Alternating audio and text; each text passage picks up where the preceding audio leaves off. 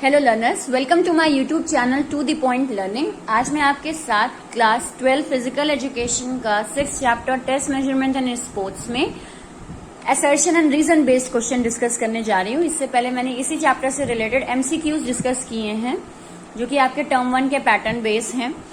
तो I hope आपने वो वीडियो देखा हो, और अगर नहीं देखा है तो क्लास 12 फिजिकल एजुकेशन की प्लेलिस्ट में जाकर या फिर आप टर्म 1 पीएड प्रिपरेशन की प्लेलिस्ट में जाकर वो वीडियो जरूर देख लें। और उसके अलावा अभी तक मैंने सारे चैप्टर्स कवर किए हैं वहां पे 3 सीरीज बनाकर, असर्शन एंड रीजन की, केस बेस्ड स्टडी की और एमसीक्यू की।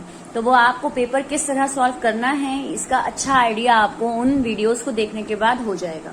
तो आज हम स्टार्ट करने जा रहे हैं assertion and reason based question from the chapter test measurement in sports. सबसे पहला आपका इसको सॉल्व करने का तरीका क्या होता है आपका, तो आपको इस तरह कोड दिए रहते हैं जिसमें आपको देखना होता है, जैसे ए ऑप्शन पे लिखा रहता है बोथ ए एंड आर, यानी असर्शन मतलब स्टेटमेंट, आर मतलब उसका कारण। Assertion and reason are true, दोनों ही स्टेटमेंट आपकी सही हैं, और जो रीजन कारण जो दिया है वो बिल्कुल मैच करता है आपके स्टेटमेंट से यानी असर्शन से। बी ऑप्शन आपको दे रखा होता है both A and R true, A और आर दोनों ट्रू हैं, R is not the correct explanation of A. लेकिन जो रीजन दे रखा है वो उसका रिलेशन कोई ए से लेना देना नहीं है उसका। तीसरा ऑप्शन सी होता है आपका A is true but R is false, A सही है लेकिन आर की स्टेटमेंट ही गलत है। और लास्ट ऑप्शन डी ऑप्शन होता है आपका A is false but R is true, यानी असर्शन आपको गलत दे रखा है, स्टेटमेंट ऊपर जो है वो फॉल्स है, गलत है, और नीचे जो उसका रीजन दिया है वो रीजन सही है, ट्रू है। तो आते हैं इसके सॉल्यूशन पे। सबसे पहले डिस्कस करते हैं क्वेश्चन नंबर 48 असर्शन का। Pushup help in building muscular strength. Pushup जो होते हैं वो हमारी मस्कुलर स्ट्रेंथ को बढ़ाने में हेल्प करते हैं। देन इसका हमें रीजन दे रखा है, pushups are isokinetic muscular movement that provide strength to the joints, यानी कि आपके इसका कारण दे रखा है कि पुशअप एक आइसोकाइनेटिक मसल मूवमेंट है, तो ये तो सही है। That provide strength to the joints, लेकिन वो जॉइंट्स को स्ट्रेंथ पहुंचाती है, तो ऐसा नहीं है, आपके जॉइंट्स को स्ट्रेंथ नहीं पहुंचाती है बल्कि आपकी मसल्स को स्ट्रेंथ पहुंचाती है। सो अगर हम देखें तो असर्शन बिल्कुल सही दिया है, लेकिन रीजन जो है वो गलत है, ट्रू नहीं है, यहाँ जॉइंट्स नहीं है, यहाँ मसल्स होना चाहिए था। So your correct answer is C, A is true but R is false. Next आते हैं 49th क्वेश्चन पे। Chair stand test is design to test fitness of the senior citizen. Chair stand test जो है वो senior citizen की fitness को design करने के लिए या सीनियर सिटीजन की फिटनेस को पता लगाने के लिए डिजाइन किया गया है। इसका कारण आपको दे रखा है, दिस टेस्ट इज सेफ, ये सेफ है, इंजॉयबल है, and meet scientific standard of reliability and validity. ये सीनियर सिटीजन के लिए सेफ भी है, उन्हें करने में मजा भी आएगी, और वो साइंटिफिक स्टैंडर्ड के पे रिलायबल भी है, वैलिड भी है, सही भी है। तो अगर हम बात करें तो हाँ, ये दोनों ही सही हैं। ये आपको कारण ही दिया हुआ कि क्यों chair stand test senior citizen का है, तो इन कारणों की वजह से। तो आपका यहाँ जो आंसर होगा वो ए होगा, यानी असर्शन रीजन दोनों सही हैं, and R is the correct explanation of A. Next आते हैं क्वेश्चन नंबर 50 पे। The 8 foot up and go test is a coordination and agility test for the elderly people. 8 foot up and go test जो होता है वो आपका coordination और agility को दिखाने के लिए करवाया जाता है एल्डरली लोगों को, which is a part of the senior fitness test protocol. जो कि किसका पार्ट है आपका, इसकी आपके सीनियर सिटीजन से रिलेटेड वो टेस्ट है, तो ये तो सही है। दूसरा आते हैं, this test measure aerobic fitness और एरोबिक एंड्योरेंस। ये क्या मेजर करता है, आपकी एरोबिक फिटनेस और एरोबिक एंड्योरेंस को मेजर करता है। तो अगर हम देखें तो यहाँ पे आपका आंसर जो होगा सही वो बी होगा।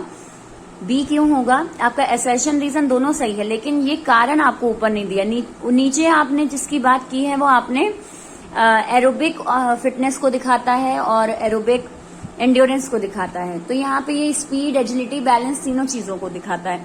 और ऊपर जो हम बात करें तो वहां पे केवल आपका 8 फुट अप टेस्ट की बात की गई है। तो यहाँ पे दोनों स्टेटमेंट सही तो हैं, लेकिन ये उसका कारण नहीं है। देन आते हैं क्वेश्चन नंबर 51 पे। Assertion: 600 meter run and walk measures endurance by running, walking to a long distance, यानी कि 600 मीटर रन और वॉक जो होता है वो हमारी एंड्योरेंस को मेजर करने के लिए होता है, while running और walking to a long distance, हम लंबे दूरी तक चल रहे हैं, वो हमारे एंड्योरेंस को टेस्ट करता है 600 meter run and walk test. इसका कारण हमें दे रखा है 50 meter standing start test is also done for measuring endurance. 50 meter standing start test जो है वो भी हमारे एंड्योरेंस को मेजर करता है। तो अगर हम यहाँ बात करें तो आपका रीजन जो दे रखा है वो रीजन आपका गलत है, यहाँ एंड्योरेंस नहीं टेस्ट होती है। 50 मीटर स्टैंडिंग टेस्ट जब हम करते हैं तो वो हमारी स्पीड को दिखाता है, एंड्योरेंस को नहीं। तो ये क्या हो गया, हमारा रीजन की स्टेटमेंट फॉल्स हो गई। तो आपका करेक्ट आंसर क्या होगा, सी होगा, यानी कि A is true but R is false. Then आते हैं आज के लास्ट क्वेश्चन पे। The fitness index is a method to measure the cardiovascular fitness. जो फिटनेस इंडेक्स होता है वो हमारी कार्डियोवास्कुलर फिटनेस को मेजर करने के लिए होता है। देन इसका कारण हमें दिया है, it is useful in Harvard step test, और ये हार्वर्ड स्टेप टेस्ट में यूजफुल होता है।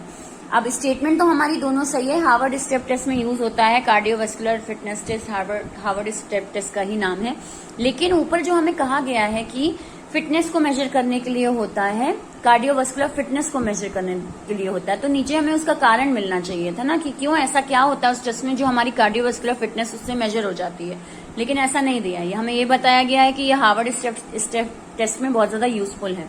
तो स्टेटमेंट दोनों सही है आपकी, लेकिन यूज का कोई रीजन नहीं दे रखा है। तो आपका आंसर क्या होगा, आपका आंसर होगा B, both A and R are true but R is not the correct reason of A. So ये आज हमने आपके साथ टोटल 5 क्वेश्चन असर्शन और रीजन बेस के डिस्कस किए from the chapter 6 test and measurement in sports. I hope आपको ये समझ में आए हों। अगर आपकी कोई भी क्वेरी है तो कमेंट सेक्शन में जरूर लिखें, और मेरे चैनल को अगर अभी तक सब्सक्राइब नहीं किया है तो सब्सक्राइब जरूर करें, बेल आइकन पे जरूर क्लिक करें ताकि लेटेस्ट नोटिफिकेशन आप तक पहुंच जाए जैसे ही मैं वीडियो अपलोड करूं। और मेरे चैनल को, मेरे वीडियोस को ज्यादा से ज्यादा अपने फ्रेंड्स में और स्कूल मेट्स में शेयर करें, ताकि आपका जो कॉन्सेप्ट है पीएच से रिलेटेड, जो आपका टर्म 1 का एग्जाम अभी नवंबर में आ रहा है, उससे रिलेटेड आपको कॉन्सेप्ट वाइज सब कुछ अच्छे से क्लियर हो सके। So thank you and have a nice day.